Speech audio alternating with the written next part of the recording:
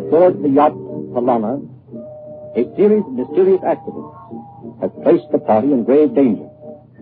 The wireless equipment has been disabled, so that they cannot send out a call for help. As they stand beside the rail, sending up signal rockets into the starlit sky, a member of the crew comes to Andra with the report that the supply of fresh water is running very low. They have only enough to last one more day. The present act opens a few minutes later. Chandu the Magician.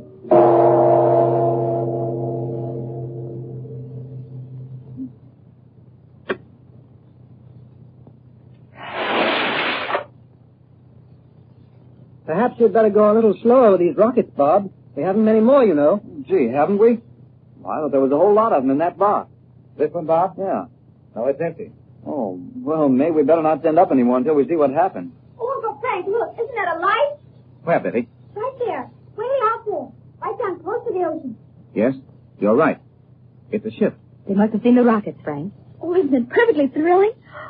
It's really just like something out of a book, isn't it? Like being cast away on a desert island, I mean. Only, of course, I don't mean this yacht's like a desert island, Andra. But I mean, I think it's wonderful for them to see our signals and everything. That's like... And not a minute too soon, huh, Andra? I heard what that fellow said to you. Who, Bobby? That sailor that came up and spoke to Andra and Uncle Frank a little while ago. He said we only had enough fresh water for one more day, didn't he, Uncle Frank?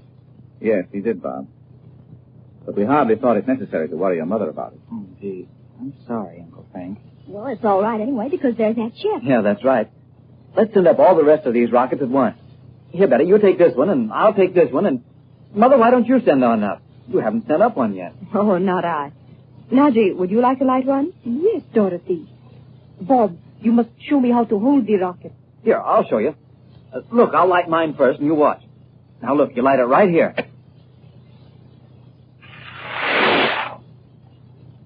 Now, you do yours, Naji. Here, like this. Now, hold it this way. And one for me. Give me a match, will you, Bob? Sure, here.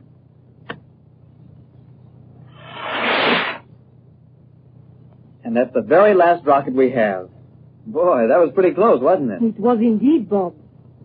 Chandu, I wonder where the ship will take us. What's the matter with you, Andra? What is it, Frank? Andra. It seems to me that ship is coming no closer. No, you're right.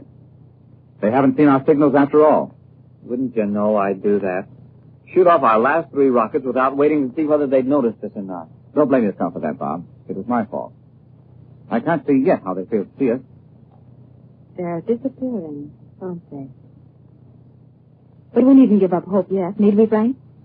There's no reason why another ship might not come along tomorrow. Of course not, Doc. That's right, Mother. And Andra said we weren't far out of... What is it you call them, Andra? The steamer lanes. No, you're right, Miss Betty. There's every chance someone will see us tomorrow. We haven't drifted far. I was talking to the captain about it this afternoon. We'd better put ourselves and the crew on rations of water, Andra. Yes, perhaps we had. I'll go below and speak to the captain about it now. I will go with you, Andra, as far as my cabin. I would like to get a cloak. Oh, let me go down and get it for you, Naji. I'll go, Naji. Oh, no, thank you. I will go myself. Well, Andra, can we have the music play? I don't want to feel as if we're just sitting around waiting for the ship to sink right under our feet or something. Of course, Miss Ashton to play, Bob. Anything you like. I'll join you in a few moments. And I will not be long. Let us go through here and down this way. I'm sorry Bob was so incautious as to alarm you and Mrs. Regent about the water supply lines. It is better to know, I think, Andra. Except that a ship will probably come along tomorrow and pick us up. And you might have been spared the anxiety. Anxiety is not a stranger to me, Andra, as perhaps you know. Here is my cabin. Perhaps you knew I made an excuse to the others to speak to you alone. Will you come in for one moment when you have spoken of the water to the captain? I can come in now if you like. He understands about the shortage of water, and a few minutes more will make no difference. What do you want to speak to me about? Wait, please, until we are inside. Oh, I did not know I had forgotten to switch off the lights when I went up on the deck. I am growing careless. Will you sit here? Thank you. How pale you are.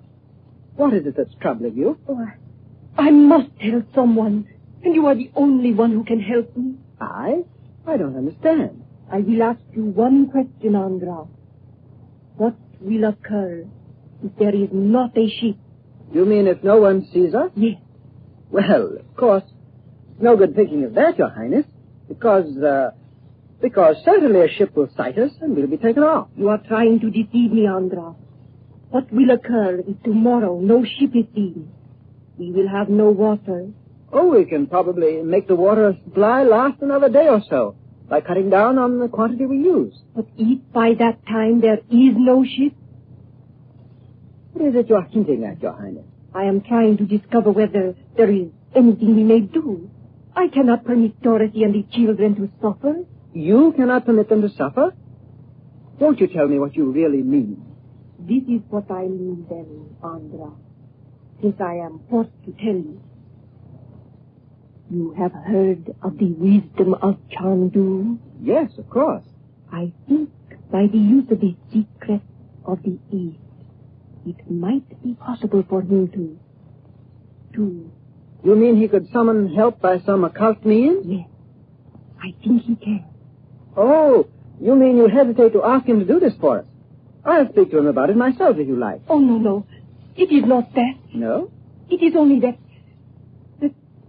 Oh, Andra, do you not see? I cannot go to Suva.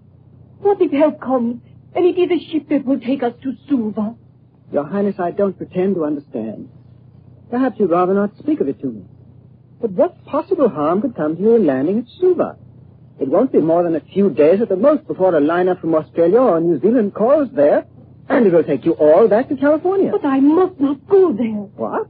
It is the one place in all the world where I dare not go. Even if this accident had not occurred to the yacht, I had intended to beg you to turn back. Chandu promised he would speak of it to you. Well, he probably didn't have an opportunity before we had this trouble with the propeller shaft. And now, of course, it's too late. Even if I could disregard the cablegram I received, there's no way I could help you now. I'm sorry. Truly I am. Your Highness, you don't know how distressed I am. Shall I call Mrs. Reeves? No. I beg you not to call her. I will be myself in a moment. Will you not have a cigarette? You will find them in the carved box under the lamp on the table. Thank you. Don't you have one? No, thank you. I do not smoke. It is perhaps strange I do not, but I always bring with me cigarettes from Egypt. My friends enjoy them even if I do not. Yes. I smoke them occasionally, even when I'm at home. Are you feeling better now? Shall we go back on deck? Oh, not yet. I know now. I must tell you what it is I feel. And when you have heard it, perhaps you will... Oh, I know you will think it is impossible.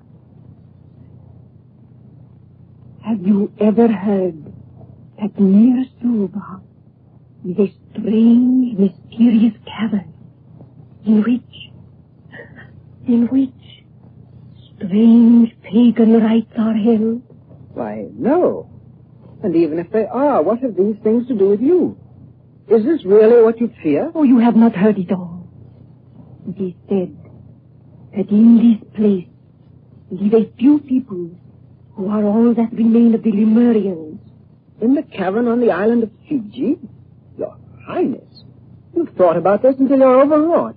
How could it be possible? Oh, I knew you would not believe me.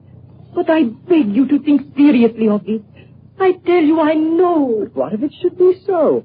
Why are you so concerned about it? Oh, I cannot tell you all. I say, Your Highness, let me go up on deck and get Mr. Chandler and tell him this amazing story. He'll reassure you. You think I don't take it seriously just because I know nothing of it. Mr. Chandler, no. Let me call him and put your mind at rest. Oh, it is useless. I might have known it would be. I will say no more. If I am to meet my fate. But what fate? Oh, let us not speak of it again. Oh, look, you have not even lighted your cigarette. I am a very bad hostess. Here are matches. Oh, thank you. Why, these are amber cigarettes. I haven't smoked one for some time. I hope you will enjoy it. Andra, you will not speak to Chandu of what I have said to you here? Why, certainly not, if you prefer it. Oh, I beg of you not to speak of it. Andra! Andra! Nazi! What is it? Nazi! Oh, Frank, look. We saw it in the crystal that day at home. The lamp, and the table, and the carved box. Oh, I knew it. I told you so that day. I felt it. There's death in this room.